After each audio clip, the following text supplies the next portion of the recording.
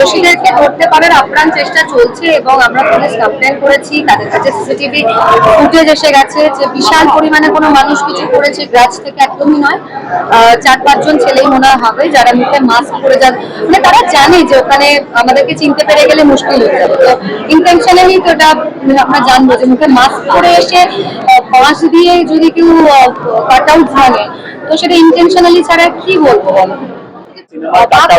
সিনেমার cut out কার কি ক্ষতি করতে পারে, মানে লোকে গিয়ে সিনেমা বন্ধ করলে তাও মানুষের ক্ষতি হতে পারে। হ্যাঁ, ওটা হয়েছে যেটা আমার অবশ্যই অনেক টাকা লেগেছিল, সেটা আমার ক্ষতি হয়েছে। একটা পাবলিসিটি, অত বড় 30 ফিটের কাট আউট একটা খুব বড় ইম্প্যাক্ট ফেলে একটা সিনেমা হলের বাইরে। 4 জন মানুষ যাবে বলে এই সিনেমাটা দেখতে হবে চাইতো, গিয়ে এটা হ্যামারিং হয়, সেটা একটা ক্ষতি অবশ্যই, মানিটারি লস তো বটেই।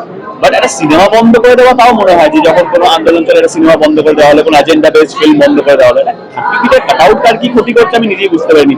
থানা লোকের খুব অবাধ যেটা কেন করা হয়েছে, বাট অ্যাকচুয়ালি 3-4 জন মার্ক করে উচিত। তার একটাই রিজন হচ্ছে বিক্রমও একটা অনেক কষ্ট করে ওরা একটা খুব বড় পোস্টার লঞ্চ করেছিল আই থিঙ্ক পারিয়ার সময়, তো সেটা দেখে আমরা সবাই খুব খুশি হয়েছিলাম যে না আমরা বাংলা থেকেও আমরা এগুলো করছি বা করতে পারি।